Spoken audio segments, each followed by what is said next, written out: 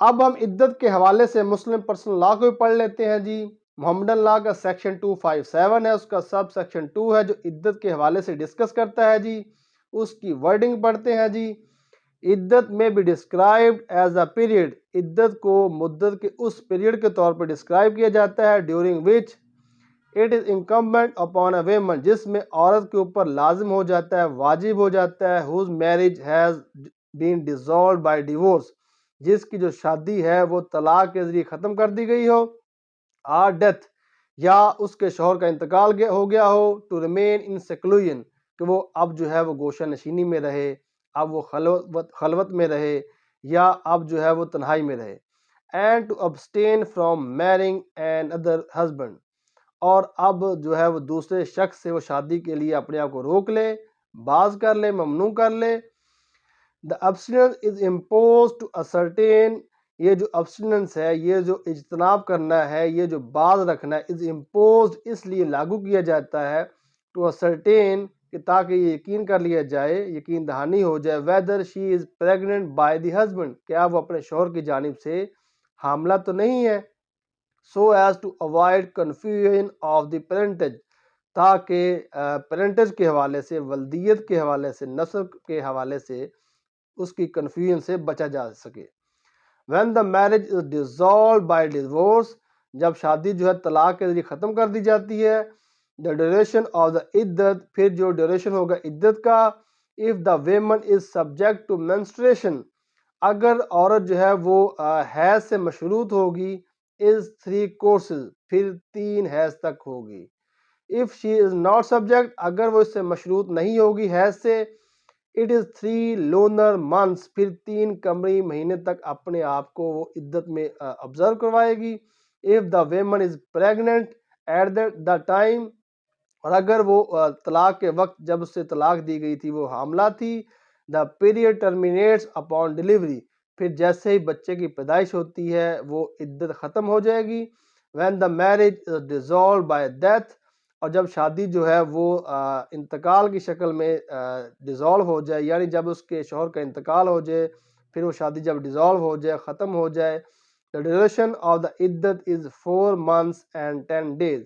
پھر جو عدت کا جو دورانیہ ہوگا وہ 4 مہینے اور 10 دن تک ہوگا۔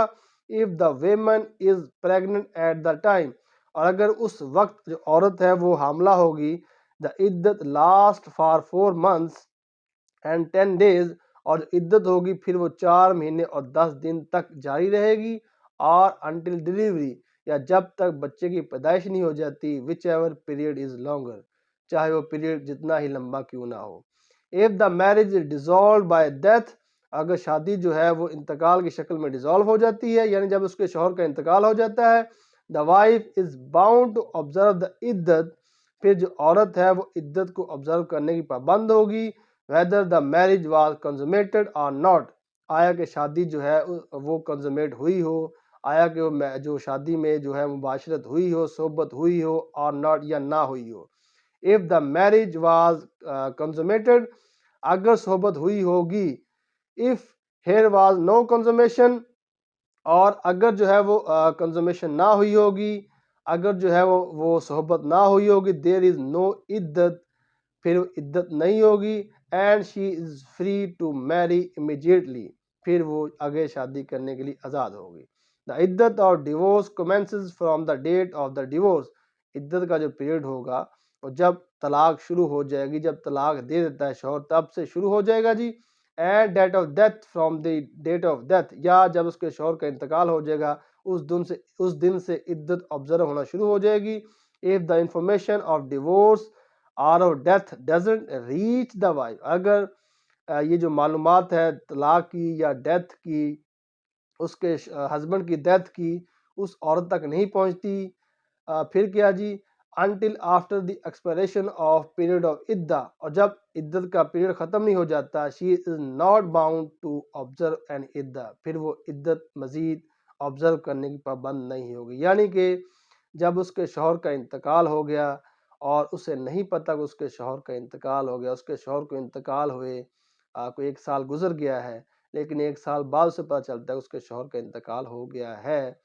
اور یہ اسے بتایا جاتا ہے کہ 1 سال پہلے انتقال ہو گیا تھا، تو اب اسے عدت آبزرو کرنے کی ضرورت نہیں ہے، چونکہ 1 سال پہلے کہ سمجھ لیں عدت ہی ایک حساب کی اس نے گزار دی تھی۔